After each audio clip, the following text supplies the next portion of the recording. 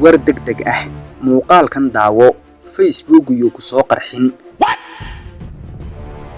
haddii aad maqli jirtay heblaaya la soo qarxiyay ama hebel baa la soo qarxiyay Facebook ayaa ku soo qarxin doona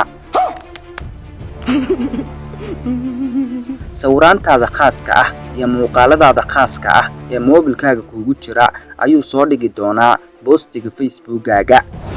haddaba ugu horeyn si aad iskaga xidho Facebook-gaaga ayaad gelaysaa qaybtaas Facebook waxa lagu soo daray option cusub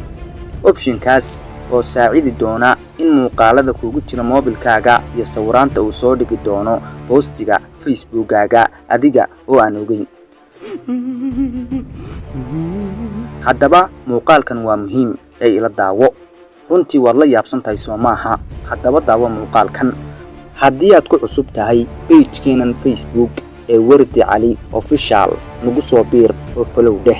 haddii aad ku cusub tahay YouTube channel-keena Maxamed Wardi Official nagu soo biir oo subscribe ta saar aad baad u mahadsan tahay muuqaalkan marka daawatana sii share garee oo asxaabtaada gaarsii mahadsanid assalaamu calaykum Facebook ayaa lagu soo kordhiyay option cusub oo la yiraahdo camera roll sharing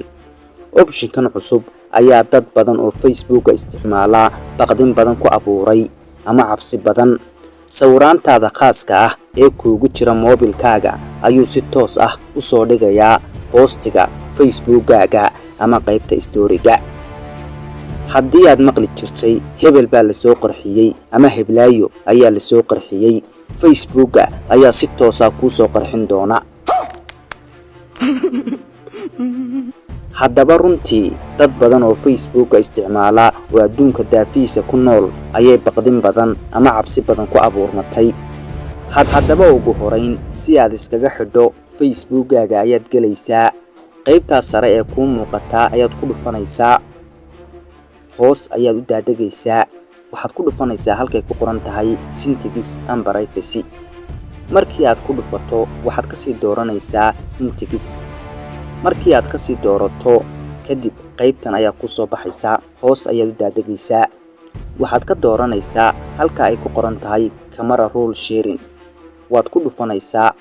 markii aad ku dhufato sida tan ayuu u soo baxayaa waxaad iska xidhaysaa labada option ee furan ayaad xidhaysaa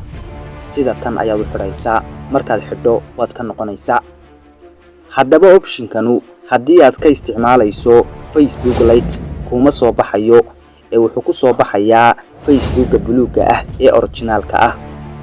haddaba shirkadda Facebook wali faahfaahin dheeraad ah wali kamay soo bixin option-kan cusub balse haddii wax cusub oo dambe ay ka soo baxaan waxaad kala soconaysaan channel-keena Wardi Cali Official haddii aad ku cusub tahay page-keenan Facebook ee Wardi Cali Official nagu soo biir oo follow dheh haddii aad ku cusub tahay YouTube channel-keena Maxamed Wardi Official nagu soo biir oo subscribe ta saar aad baad u mahadsan tahay haddaba muuqaalkan sii share garee oo walaalahaaga muslimiinta ah gaarsii si ay iyaguna uga faa'iideystaan haddii adiguna aad ka faa'iideysatay waa anigoo ah Maxamed Wardi Cali oo idin leh waa inoo muuqaalka xiga insha Allah